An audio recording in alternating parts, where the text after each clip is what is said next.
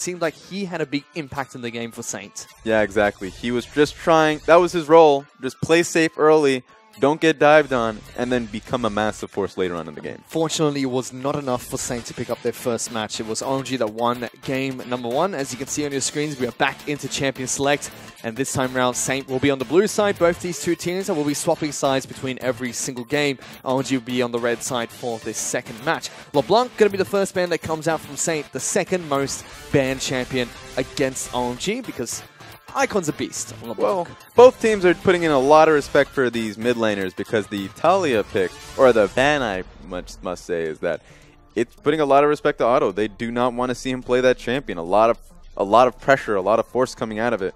And once Otto gets that early lead, he will look to rotate. And then we have Shen on the side of Saint being banned away, as well as Hecarim being the second ban coming out from OMG.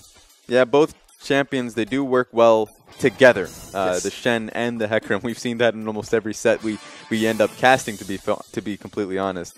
And yeah, just take Shen, just take Maokai, take them both away from Xiang. Put them on something else. The final ban that comes out from Saint will be the Maokai, and Rumble gets taken away by OMG. Immediately, Saint, they're going to be the team this time round that lock in the Jhin as their first pick. So yeah, just comes down to, what are you going to do, OMG? Saint, once again, have gone for the Jhin pick. Maybe perhaps they were like, well, this is the problem in the last game. But problem is the two picks you'll see right here that handle Jhin incredibly well. Poppy will dive Jhin at every point. We've seen that matchup time and time again. Acorn should remember it very well. He's the reason why that counter existed. It was that Jhin always had a problem shoving in lanes, right? If he gets shoved in on by Sivir, then he will get dived by a 4 or 5-man force. Poppy does incredibly well in it. Now, what they choose to pick in tandem to that's the real question. For now, it's going to be the Poppy that gets locked in immediately for OMG, and Dredge is going to be picking up Graves in the jungle once again. Seems like it's his go-to jungler when Hecarim's banned away.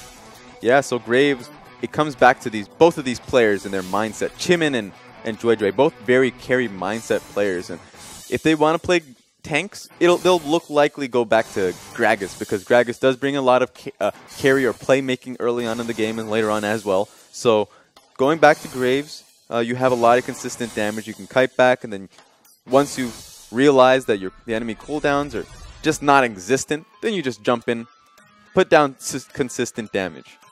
Still waiting to see what Saints are going to be picking up as their next two picks in this game. Vladimir and Malzahar, two mid lane picks that we see very frequently picked up, are still left open here. Let's see if either team goes towards either of those two picks. Icon is a player that he does look to favor his type of impact champions. And so that honestly means, yeah, LeBlanc is a big point of focus, and if he doesn't get it, then he'll just go to Victor. So Malzahar's not really a pick for him. Yep, for now it's going to be Malzahar that's get locked in for Saint. Otto should be taking that one into the mid lane. Chimin locks in Trundle for his team. We could see either Acorn or Shield play that champion, so it is a good flex pick for Saint to start off their draft. So yeah, we're already seeing a team fight control composition coming out of Saint. The Jhin pick does incredibly well. The Trundle, we're not too sure where that's going. Very likely going top lane, because time and time again, Trundle versus Poppy, that's a great matchup for Trundle, and he can really look to shove it in. So Acorn is saying, you know what? I know Poppy very well. I know her matchups. I'll take this matchup, and I'll be able to hit it home. And once again, you put Otto on Malzahar. If he doesn't fall behind early in the first couple levels, he gets that constant shove as well. On the flip side, OMG, they've locked in Braum, and SMLZ will be picking up Kog'Maw as a hyper carry heading into this match. A very different pick from what we saw in that first match, but still, SMLZ is a very good AD carry. It would be great to watch him on this Kog'Maw. Yeah, one of the major points I have for Saint is just to look to dive SMLZ, right? It happened in the first game, happened in the second game. A lot of focal point coming from OMG is in their AD carry. If you can't look to dive it, which seems very difficult with how much disengage is coming out of OMG, then you might end up losing these team fights. So you probably shouldn't even look for him once you have Trundle, honestly. So yeah, the Braum and the Kog'Maw, so much carry threat, so much protection for that pick. The Braum's going to do a great job along with the Poppy and just setting the team fights well. Seems like Saint, though, are setting themselves up for a nice pick team composition. They already have Jin, Malzahar, and Trundle, 3 champions very good at getting constant picks, and they're going to add 2 more to that roster with Elise and Thresh as their final 2 picks heading on to Game 2 of this Best of 5 series. So yeah, we're starting to see the identities, as you say, for both teams. Heavy team fight, heavy dive. And then for Saint, we're seeing a heavy pick. Problem is, once you have this much pick in your composition, it's going to be really interesting to see how they play it out, because honestly, once you have a team fight comp, Saint hasn't shown a good way of playing it. And once Saint has a pick composition, yeah, they can get the kills, but you have to be able to draw the line in these team fights to say we will not continue to press forward because there is so much there's so much kite back from OMG. We'll take our advantage and we'll walk away. Kind of makes sense so that Saint wants to try and pick up a very pick-focused team due to the aggression they have very early on in their matches in the LPL. On the flip side, OMG have completed their team composition. Icon decides he's not going to be picking up the champion that he got a pentakill in game number 1. Instead, opts to show Otto how to play Lissandra in game number 2, as that's his champion of choice in the mid lane. Yeah, as we say, Lissandra will do an amazing job at setting up these team fights. So once these team fights start, the big game will be coming down to protecting Cog at all costs. And how do you do that? Well, you set the team fight very well. A lot of dive threat coming out of Si Young and Icon. There's going to be so much offense coming out of OMG that honestly no one really will have the ability to walk towards SMLZ and threaten his position. Big team fighting, team composition coming out from OMG, something we expected. They like the mid game, they love the late game. Saint, on the other hand, they hate those 2 things, go for a super pick-based team comp, trying to capitalize on that early game. Let's see how the contrast in these 2 team styles phases off as we head into Summoner's Rift for game number 2 between Saint and OMG.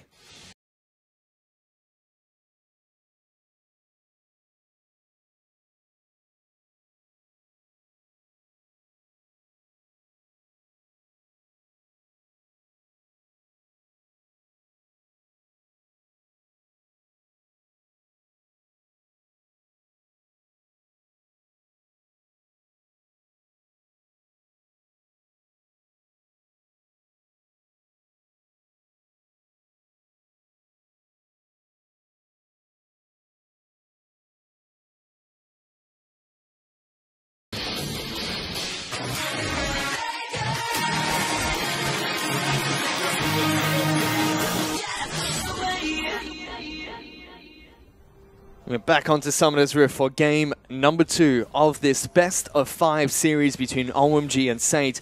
OMG were able to pick up a very decisive game number 1 victory over Saint, and looking to try and close out the series as well as they possibly can. This match though, Raz, we see 2 very contrasting playstyles between the 2 teams in terms of the champions they've been picked up here on Summoner's Rift. Saint look like they're going to be trying to be aggressive early. OMG look like they want to go for the team fights once again. Exactly, and so it does come to the identity from both teams historically throughout the split. Saint is a team that they do want to hit hard, and they want to be able to snowball their leads. Problem is, they just haven't been able to do that a lot of the times. And so one question is, how are they going to utilize their early pick? Other question coming out of OMG and honestly Cogmon, how that matchup will work, because they will be guaranteed going into these matchups. It's 6.15. Certainly has, so let's see what's going to happen here today. It is 6.15, so we don't see those lane swaps take place as often anymore. Or in fact, I don't think I've ever seen a team try to go for a lane swap during this meta. It's commonly only the delayed lane swaps once the turret fortification wears off on the top side of the map. And we will be seeing the stand lanes come out from these 2 teams once again. But like you mentioned, SMLZ is playing Cogmore here today. He is not unfamiliar with the champion, this guy. He has not played it this split, but he has played Cogmore before. And it's very surprising to say that SMLZ has not played Cogmore, because he's played the likes of Urgot, Raz, in the LPL. I feel like my memory's deceiving me in his Cogmore play. I'm fairly certain I've seen him play it once this split. Not this split, unfortunately. All right. All right, I'm going to trust you, Mr. Fish. I'm going to trust you for now. It's a very dangerous sentence there, Raz, to say you're going to trust me. I believe Spawn, he trusted me once. Someone on Twitter broke that trust between us. Rusty trusted me another time. All right, Someone on Twitter also decided to break that trust between the 2 of us. So it's a very dangerous thing for you to put your trust in me. Alright, I want an answer from someone on Twitter after this game. Hashtag don't trust Fish. Give me the answer. Has he played the Kog'Maw? Meanwhile, on the top side of the map, you can see Akon duking it out with Seong. Hits level 2 first, gets a nice chunk of damage down on towards that Poppy. Trundle, we've seen him, you know, in and out of competitive play up on the top side of the map. Does get flex to support once in a while, but when we do see him up against a very tanky matchup, he looks to be very dominant to start games off. Yeah, exactly. So the Trundle into Poppy, that matchup has never changed. So we're seeing Trundle really come back as a force in the top lane. Early trades will always go in Trundle's favor. Perhaps later on, once Poppy does get her items, her third item in the final the Gauntlet, question is, will she be able to wrestle that matchup back in her favor? Perhaps, but it will still be a very close 1v1. We move down towards the bottom side of the map. 5 and SMLZ trying to farm up wherever they possibly can and be doing a good job so far. Is in the mid lane. Icon actually taking a little bit of damage coming out from Otto's Malzahar. It's 6.15 Malzahar, so it's his shield is very low in terms of how long it lasts once you proc it. 0.25 seconds. Does give champions a good trading window to try and get on top of Malzahar and lock him down. Yeah, trading window, but more importantly, just the window to take out his invulnerability to that CC. So, ooh. Top side of the map, a good slam comes out from Sion, but it's mid lane that's in trouble. Otto's getting jumped on by Dredger. The red buff is ticking, tries to get the smoke screen down, but the Voiling's doing a lot of damage. Top side though, Sion taking the Canyon minion shots to the back as both top laners incredibly low are forced to back off. Both of them using their flash. Bottom lane, 5 even getting jumped on by a hook that comes out from Shu. XQ tries to get some damage down. Now it's Graves that's moving up towards the top side of the map. They ping out the brush that he's in. Akon is going to be able to get back to base, so... And Sion will use his teleport to get back to the top lane.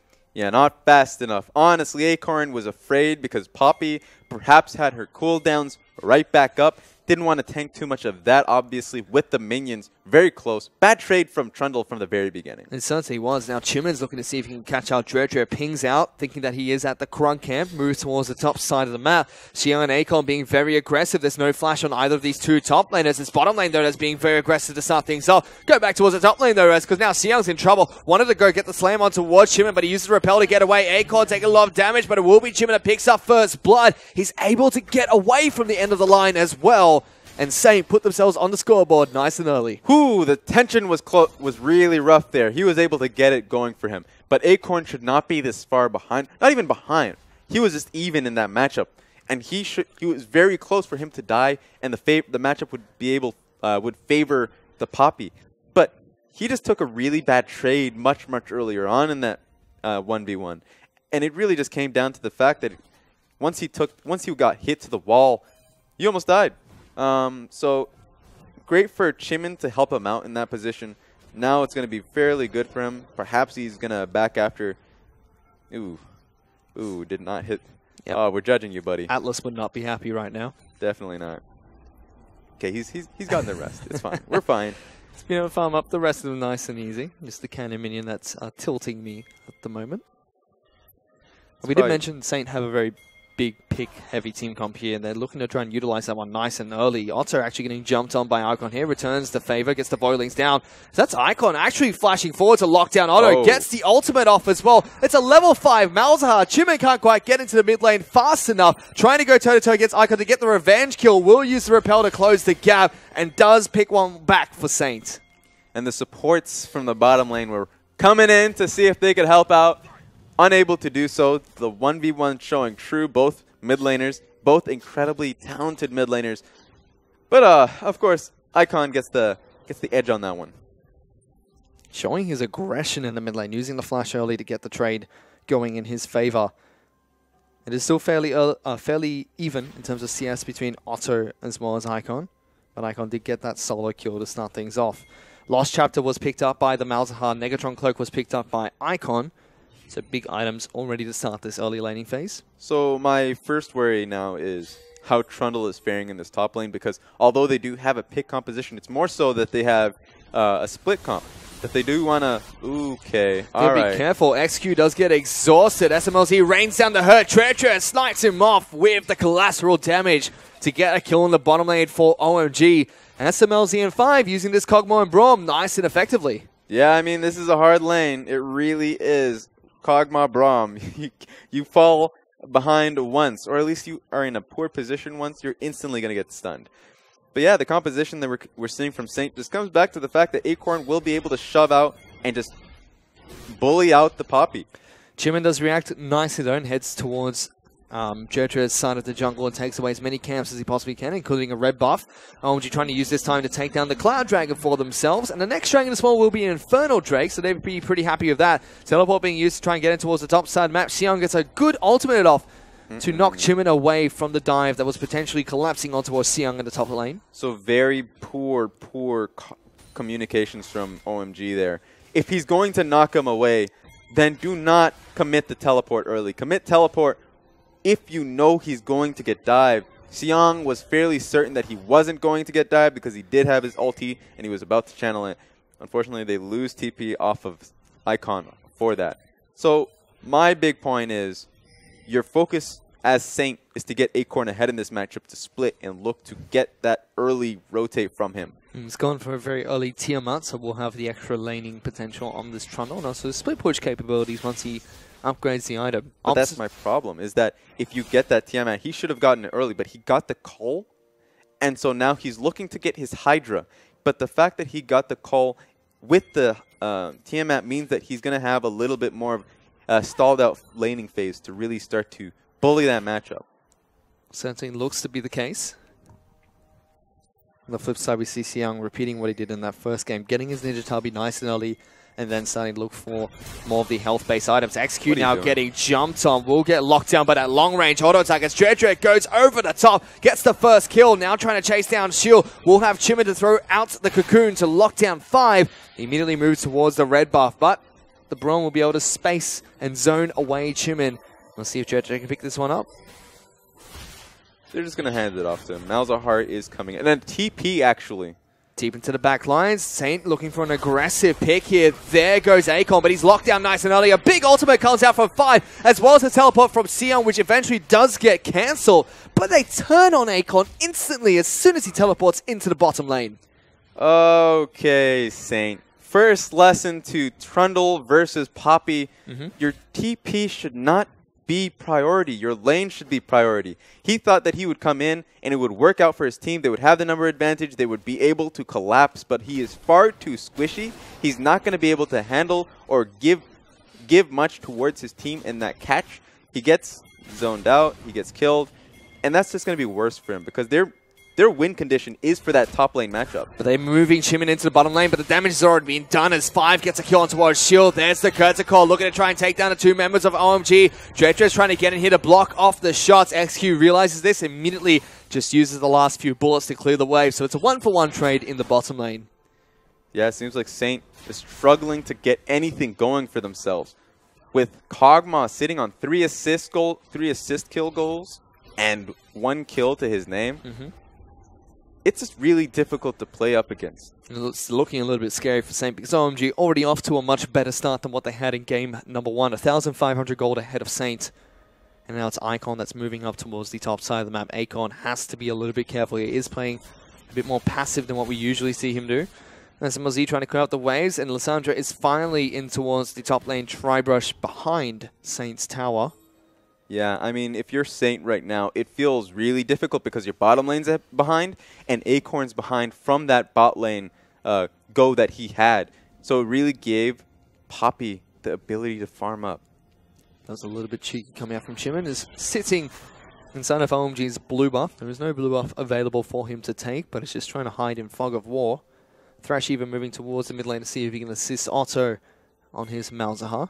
And SMZ will finally head back to base. Already had that recurve bow during that last fight that took place in the bottom lane. Has finally been able to upgrade it into a Wit's End, and will have his Berserker Greaves to kick things off as well.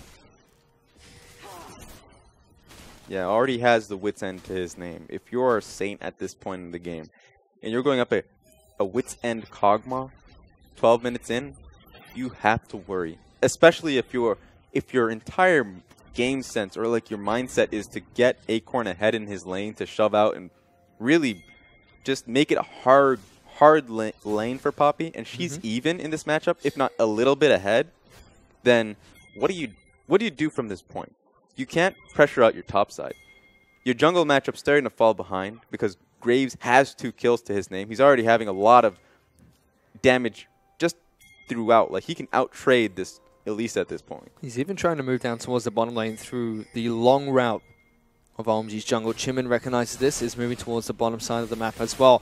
Here goes 5, looking for the dive on towards XQ. They're trying to stand underneath the turret and fight. Dark Pash is looking to try and get Jin back to safety, but there's 2 members of OMG collapsing. It will be 5 that falls first. A good defense coming out from Saint. Kernical's landing 2 shots on towards SMLZ. The final shot will be able to kill him, but Jojo jumps in the middle of it, uses his ultimate to try and close the gap away from Saint, and a poor dive being executed there by OMG. And that just comes down to simple tunneling, my friends. If you are a solo queue player and you realize that, oh, we could have won that team fight, but I was just not even focusing on where the rest of the team was. That just came back to this, because 5 was so focused on getting this Jin. Just, he knew that his team was going to follow up, and then guess what? They were actually focusing on the Elise that was out of position, walking in to help his compadres under that turret. Guess what? He gets completely zoned out. 5 dies immediately, and the rest of his team is in an awkward position because they don't have their tank. So good pick comes out for Saint. They're still about 1,000 gold behind OMG, who are looking very strong with their team fighting team composition. XQ has to take the Dark Passage to get back to safety. Shield will be able to save him from the terrors of the Brom. Yeah, and so Jin, Thresh can never really contest wards. They can do so if they know it's a free look to auto, because if they know that the bottom lane is farming under tower or whatnot. But if you ever get tagged by Braum Q and immediately followed up by Kog'Maw auto attacks, you're just going to get stunned. That's SMLZ getting hooked underneath the turret. 5 puts up the shield, but it's SMLZ that's tanking it up. Shield will actually get taken down by the Kog'Maw. XQ is trying to chase on towards 5. And get another kill for himself, but look at this. He's being rather aggressive. There's a teleport that comes into the bottom lane. Exhaust was used. Deadly Flourish does not connect, but the crit shot will. XQ goes on a rampage. Icon's being locked down by Otto. Pillar cuts him off, forced to use the ultimate on himself to stay alive, but as soon as he comes out from the stasis, gets taken down by the Malzahar. Once again, communication errors. That could just simply be a 1-for-1. Braum had the ability of walking out of there. He could walk if he wanted to, but he thought that TP meant an insta-kill. He thought that Jin would be the next target. He could get away if he just zoned or at least slowed XQ in that entire venture. Problem is, you should bring out Poppy too. Poppy has teleport. Another issue with that, he actually can't commit to that because he had no mana in the top lane. So if you know you are now zoning yourself to just want to Icon helping you in that play, that gives so much freedom to Saint to just rotate to that play and take out Icon as well. And Saint's bottom side of the map looking really good. Both Jin and Thresh doing really well in this match. XQ and Shield should be proud of how they played against SMLZ in 5 so far. 4-2-0 on this. Jin picked up his own Ghostblade, has the second Serrated Dirk ready to probably go into the Dustblade of Drakthar next. SMLZ still looking to try and complete his Hurricane, one of the core items that Kog'Maws need to pick up as early as they possibly can. And he's on a good track of doing that. He got that kill early. It's a curtain call coming out from XQ, looking to try and find some shots on towards SMLZ. Only hits the first, and all the rest will be juked out quite nicely by the Kog'Maw. Yeah, he's on a good path of getting his core items. So right now, Kog'Maw will be 100% a threat that you have to deal with if you're a Saint. But if you're walking in to get that Kog'Maw, you have to worry about the rest of the team, because that's a lot of carry potential coming out of Graves, Icon, and Xiang's Poppy. Certainly is. Jojo's still looking to try and wrap around this bottom lane. Chimin's down here just to protect Saint if they require it. Around their bottom lane outer turret. The gold is still dead even between Saint and OMG. And it's come back into a similar phase with what we saw last game, Raz, where these two teams, just looking to try and farm it out for now, not looking for anything too aggressive with very little objectives on the map. This is fairly aggressive from OMG, I would say, though, because they're making a power play. They're not making it with looking for that pure kill, right? They're not looking for the kills. They're just looking for any small advantage they can take, and that's a key point of a growing team. Chimin, though, looking to try and take down Icon, who uses his claw to get over the wall and back to the safety of his side of the map. OMG do successfully take down the bottom lane outer turret. All of that gold going on over towards SMLZ as well. And it was the first turret to fall too. Trundle was not able to take it down in time, so SMLZ is going to be fairly rich off the back of that one. And now Acorn's the one that's in a little bit of trouble. Puts down the Subjugate, tries to go toe-to-toe against Xiang. Is healing up quite nicely now that he's completed the Ravenous Hydra. So should be fairly safe there. Yeah, that matchup, even though Trundle will have the edge by just utilizing ulti, he cannot get the kill as long as Poppy does have every ability given to her. So it's going to be hard for Trundle to get a hard kill on that matchup. He doesn't have his ulti though now, so any fights coming into the next maybe perhaps 60 seconds will be in OMG's favor. But Acorn has done a good job so far of making sure that Xiang has little to no mana every time he fights him up on the top side of the map, giving him a good teleport advantage when his does finally come back up. And Hurricane has been completed by SMLZ off of the back of the first structure gold that he got in the bottom lane, as well as all the tower gold that went over towards himself. So that's a very rich Cogmore to start this game off. He's 30 CS up ahead of XQ as well. Yeah, and so OMG, they're really, really far ahead. Not so much in the terms of gold. Actually, in terms of gold, they're not even that. They're probably about 200 gold ahead. But in terms of composition itself, far, far ahead. They can take any fight that they want. They can get any position that they want. They should be sitting quite fine in every matchup as well. So they're actually just looking to farm up, getting to their core items, especially with Xiang. He's probably looking to get his Spirit Visage into that, at least the Sheen, before he wants to commit to these dragon fights coming towards them. Well, for now, OMG have swapped Cogmore and Braum up towards the top side of the map. So have Saint, looking to try and continue taking down these outer turrets in the side lanes. XQ and Shield are trying to defend this turret for themselves, as Otto will get hit by the claw and then jumped on immediately by Icon, locks him down with the ultimate. Malzahar will return with the null void field of his own, but Xiang joins the fight, gets the assist, and Icon gets a pick in the mid lane. And so one of the main criticisms I've had on Xiang is that he just doesn't rotate, right? Well, guess what? He ran the marathon from bottom lane just to help out in that 1v1 matchup. And if the Malzahar, if he can get locked down fairly easily now. Yep. So the claw that came out from Lissandra was easily able to knock off his passive and immediately get locked down by the rest of Lissandra's abilities.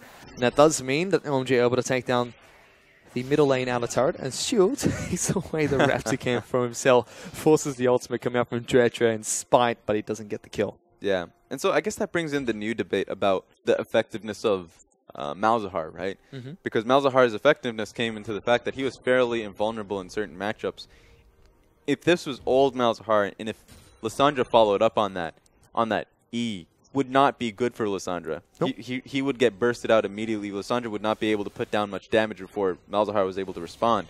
Now it's actually fairly easy for Lissandra in this matchup. So a lot of matchups have changed from that simple fact of invulnerability on the passive coming out of auto. It certainly has, and it is 6.15, so a lot of nerfs have hit Malzahar since then. He is sitting on his Morellonomicon as well as an easily large rod. Michael's been doing really well on this Lissandra so far in the mid lane. He's 2-2-0 with the Abyssal Scepter, as well as the Hextech Protobelt that has been picked up already. So lots of burst damage will come out from Icon during these skirmishes and team fights. We expect OMG to dish out 20 minutes into this game. They're also 2,000 gold up ahead of Saints and have picked up Dragon apiece. Both Saint and OMG have picked one up for themselves and looking to try and collapse on towards Acorn. Protobelt being used there. There's the Subjugate coming out of the Trundle, as well as the Pillar trying to separate a team, but he's just getting locked down.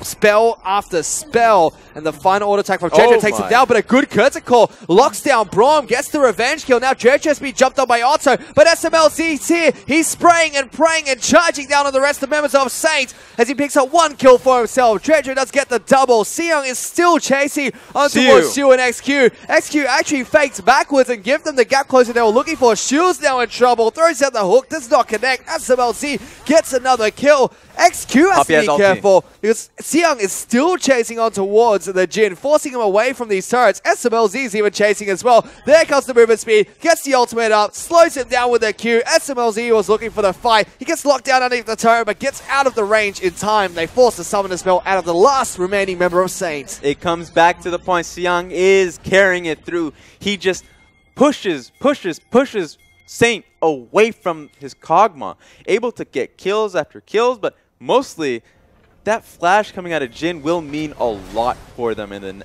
the upcoming team fight. So Saint has to worry. Especially when Seyoung's on Poppy, that flash means absolutely everything to any carry. You can see what just happened in that final fight where he was forced to flash away just from the Poppy alone. And Saint are looking to make a desperate Baron play here. Acorn has already started this off. Pings are coming out from OMG. They know that this has been started. A third of his health has already been done in damage. The Voilings are smacking away at the Baron. OMG are trying to collapse on towards this pit. It seems like Saint will be able to pick up Baron to start things off, but OMG are looking for the fight. XQ has been exhausted. SMLZ gets the spray and pray on the back lines. Gets the shutdown on towards the AD carry. Gets the double kill by taking down the Trundle. Now Otto's in trouble. Seyoung is chasing. 5 jumps on top of the Poppy. Gets them to stand behind Brom. Alto's going to get taken down by Icon as he throws out the final Ice Claw. And it's a Baron trade for 3 kills coming out for OMG. But what does that mean? Saint, you've lost yourself 3 kills. You've lost yourself a mid-inner. Perhaps even a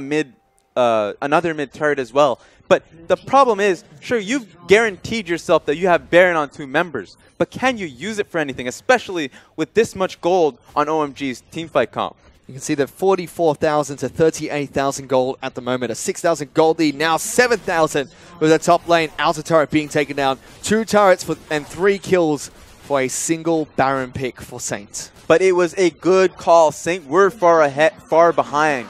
It just kept looking worse for Saint at every step, at every valley. But they get the Baron. Works out well for them. Can they get a pick? And they're looking for the pick here. SMLZ and 5 just splitting the aggro between that Kerns and Cole, doing a good job of juggling the damage, able to live and fight for another day. At the same time, OMG were able to take down the second Cloud Dragon of this match. So they have 2 Cloud Dragons that have been stacked up very early on.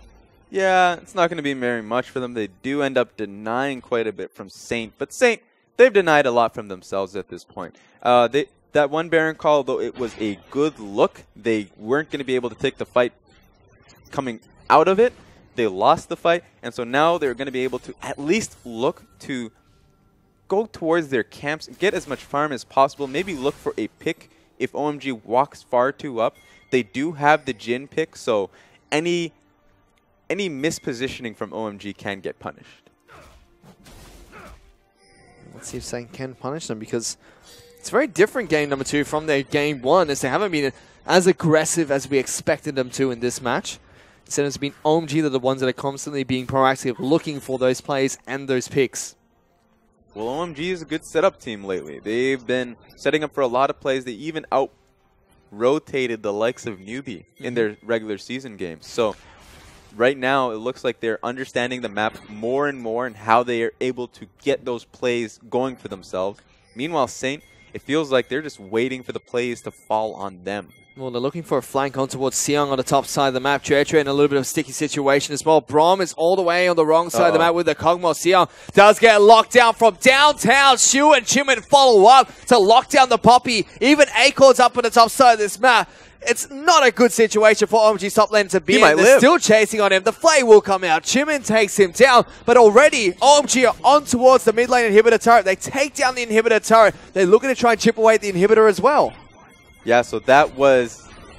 Ooh, it looks like they might not be able to get it. But that was a great trade for OMG. Otto forced to use his ultimate there. QSS comes out from Tretre, but they do lock down 5. It's a 3-on-5 to start this fight off. Icon goes in, uses the ultimate on himself. Tretre gets a big collateral damage down to get the first kill on towards SMLZ as he uses QSS instantly over the death sentence that comes out. Gets a kill for himself. 3-on-3 now. He's over the wall. Gets the double kill. Gets the triple. Gets the quadra kill for SMLZ on his Kog'Maw. And that's going to be game for OMG. Man, you said it. Spray and pray is right.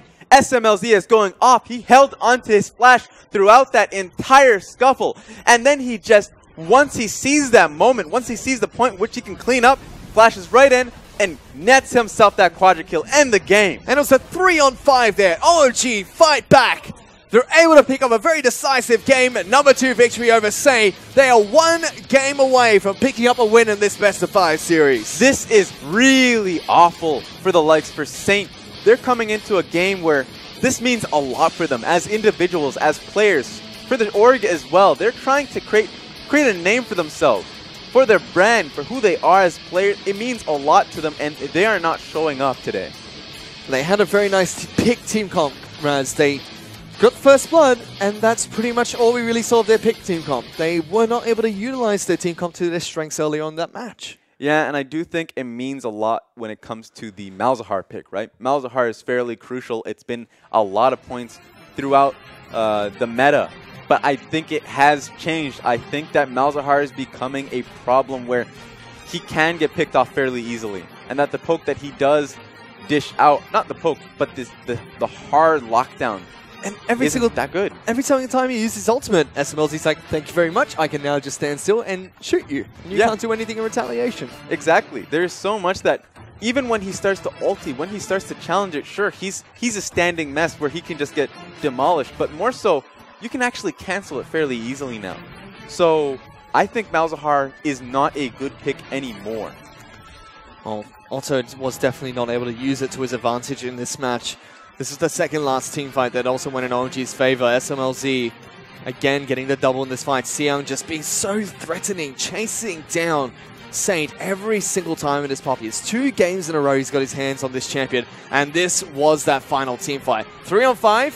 From this point onwards, Icon goes in, Dredre comes out huge, and just later on, SMLZ goes off as he flashes into the team. Yeah, the big point is that their backline, OMG's backline, have lived throughout the entirety of it. Graves and Kog'Maw just surviving, and look at this. Able to just get the finishing kills, able to clean it up for his team.